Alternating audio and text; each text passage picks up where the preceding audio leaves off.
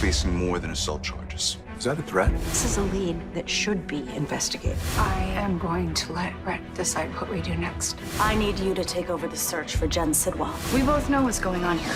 General Hospital explodes with shocking twists as Britt's arrest saves her from a deadly poison injection. Danny heroically stops Charlotte's kidnapping, and Anna exposes Nathan as an imposter. Meanwhile, Willow's alibi crumbles, Cassius secretly sabotages the Sidwell hunt, and Port Charles hurtles toward a devastating showdown. Hello everyone, welcome to my channel. I hope everyone is having a wonderful day. After watching these videos, please hit the subscribe button and give this video a thumbs up. Anna tells Felicia that Nathan isn't who he says he is. Plus, spoiler is arrested. Today on General Hospital, Willow's in trouble at the PCPD and Chase comes to her rescue. Charlotte is stalked by a crooked WSB agent, and Laura and Jordan trust the wrong person.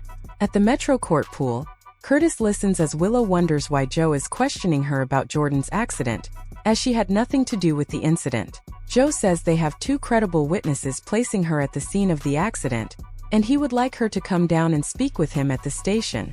Willow insists she wasn't near that road, but when she notices someone at the pool filming her, she agrees to go to the PCPD and talk. Chase to the rescue again. Nearby, Chase wonders what Joe wants with Willow, but quickly apologizes to Brooklyn, as he just told her he was focused on getting his priorities straight. He says once they are cleared to travel with Phoebe, they should visit Finn and Violet. Brooklyn loves the idea, but notices Chase can't stop looking over at Willow. Willow departs with Joe, and Brooklyn can see that Chase is distracted and says he should go talk to Curtis. He thanks her and heads to see Curtis, who fills him in on the fact that Joe thinks Willow was involved in his and Jordan's accident, which is crazy. That's when Isaiah appears and says, "Did you say there is another suspect in Jordan's crash?" Chase says Willow is just being questioned, and the new cop is just trying to make a name for himself. Chase leaves to clear it up and checks in with Brooklyn first. Meanwhile, Curtis tells Isaiah that yet another person is facing consequences for Isaiah's actions. Isaiah warns Curtis that if he disparages his name again, he'll be facing more than assault charges. Isaiah then storms out. A new job for Nathan. At the PCPD, Justine tells Nathan that with both Dante and Mac on personal leave, she needs him to take over the search for Sidwell. Justine wants him to consider that Sidwell hasn't left town, and she wants to be the one to bring him down. Charlotte has an attitude. The mystery man follows Charlotte to Crimson, but doesn't get off the elevator as Nina is there. Nina says she wanted to talk about Charlotte's work schedule for the summer, and perhaps they should bring Lulu into the conversation. When the girl is tight-lipped about her mother's whereabouts and why she's staying with Laura, Nina tells her that she knows Valentine is in town, so they should be honest with one another. Charlotte lashes out at Nina for using her to give Jack information. Nina says she didn't do it by choice and she loves her. Charlotte knows she chose Willow over her, but doesn't blame her, as family is everything. Nina says Charlotte is her family too. Charlotte says not anymore, and she is no one to judge, given she'd run off with her dad in a heartbeat if given the chance. They're interrupted by a call, which Charlotte answers. It's Willow, and she hands the phone to Nina. Willow tells her mom what is going on, and Nina says she'll be right there. Nina tells Charlotte she hates leaving her like this, but Charlotte snaps, "But you're so good at it." She turns her back on Nina and focuses on her phone, and Nina takes off. Later, Danny shows up and tells Charlotte he didn't tell his grandma about Rocco, and tells her about his screw-up breaking into the WSB. She snaps at him and calls him stupid, as Cullum could have killed him, and asks what he planned to do. He was going to tell them that Cullum was a double agent, and she tells him that would have landed him in a hole somewhere dead or worse alive. Danny says he's trying to help his dad, so she suggests he go home and stay out of this mess. He storms out, and as he leaves, the mystery man steps off the elevator. The man is now wearing a suit. Danny looks at him funny, and the man heads into the office saying, "Hello, Charlotte," with a bizarre, twisted look on his face. Willow's railroaded. Back at the PCPD, Justine speaks with Willow in interrogation, and Willow accuses Turner of trying to frame her since she couldn't convict her of murder. Turner says nobody is accusing her of causing the accident, and given her history of losing track of her whereabouts, forgive her if she doesn't trust her account that she wasn't on the road that night. Willow asks who the two witnesses are who claim she was there and learns that Lucy was one and her husband the other. Meanwhile, Chase shows up in the squad room and tells Joe that the ADA is railroading Willow. Joe says the trip log will either clear Willow or it won't, and he should just go home.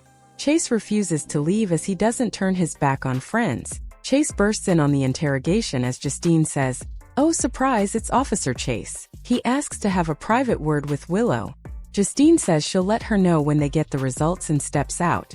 Willow thanks him for coming and tells her that Lucy and Drew are claiming she was on the road the night of Jordan's crash. Curtis and Nina soon show up, and Curtis tells Nina not to worry as Isaiah is guilty. Nina says that doesn't matter, as Turner is targeting Willow just because she lost her case against her. Laura and Jordan trust the wrong man. At Jordan's, she tells Laura that she doesn't think Sidwell planned to use his wedding gift as a safe house, but Marco's death changed everything. Laura thinks this is a lead they should give this information to the PCPD. Unfortunately, they contact Nathan and give him their lead on Sidwell. He asks who else they've told about this, and when they say no one, he asks them to keep it that way. Britt makes a choice. Down on Tortola, Rocco agrees to go with his parents if Britt can come with them.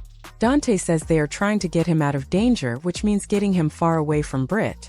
Dante and Lulu say Britt is a target, and Cullum wants something from her, so maybe she should tell them what that is. Britt admits Cullum wants her to complete work for him, and tells Rocco the safest place for him is away from her, and with his parents. Lulu asks her son to listen to Britt. Rocco hears them all, but he's willing to take the risk on Britt. He knows his parents hate it, but he loves Britt, so help him help her. Lulu says she'll let Britt decide what they do next. Britt tells Rocco that she loves him too, and part of that is knowing she can't come with him. She's made some stupid and selfish choices, and probably the most selfish was getting pregnant with him, but she doesn't regret it as he's here because of it.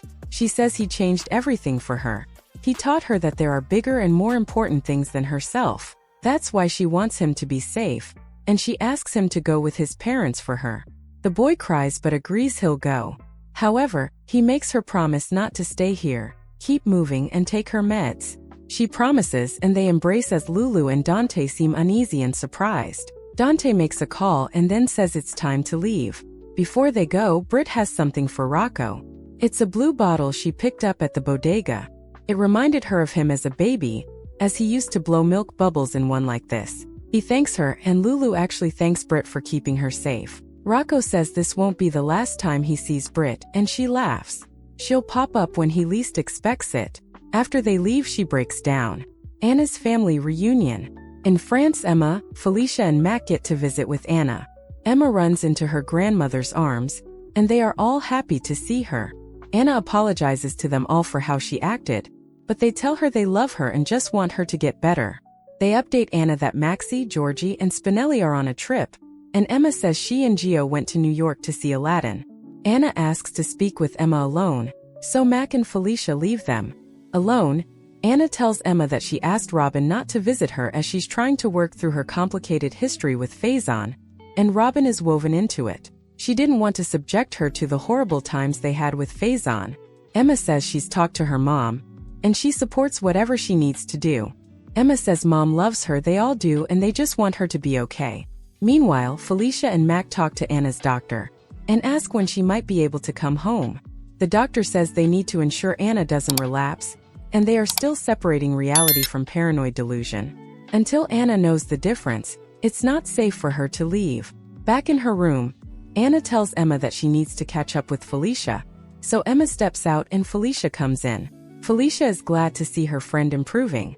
Anna tells her she's trying to figure out what she can trust in her memories about Faison, and who she can trust. It's important to know she can trust her. In the show's final moments, at the pool, Isaiah talks to Brooklyn and asks what is going on with Willow. She says the PCPD has a warrant to look through Willow's trip log. He says if she were the other driver, then Curtis would have to acknowledge that he may have destroyed his career without proof. At the station, Chase tells Willow that if they didn't read her rights, then she's not under arrest and can leave. Before she can leave, Justine has the results of Willow's trip log. It places her on RT-91 on the night of the accident, at the time of the accident. In France, Anna tells Felicia that she trusts their friendship is strong enough for Felicia to believe her about this. Nathan West is not who he says he is. Nathan tells Jordan and Laura he'll be sending men to stake out the property. Nathan leaves and makes a call to someone, saying they have a Sidwell problem. On the island, Dante, Lulu, and Rocco get into a car. The boy says if anything happens to Britt, he'll never forgive himself. Meanwhile, Britt is about to inject herself when two officers break down the door and announce she's under arrest for kidnapping. Finally, at Crimson, the man identifies himself to Charlotte as Agent Mark McKay with the WSB, and she needs to come with him. She refuses and tries to attack him with a letter opener she grabs. There is a struggle, and he produces a cloth with chloroform. Suddenly, Danny clobbers the guy over the back of the head, knocks him out, and he and Charlotte run for it.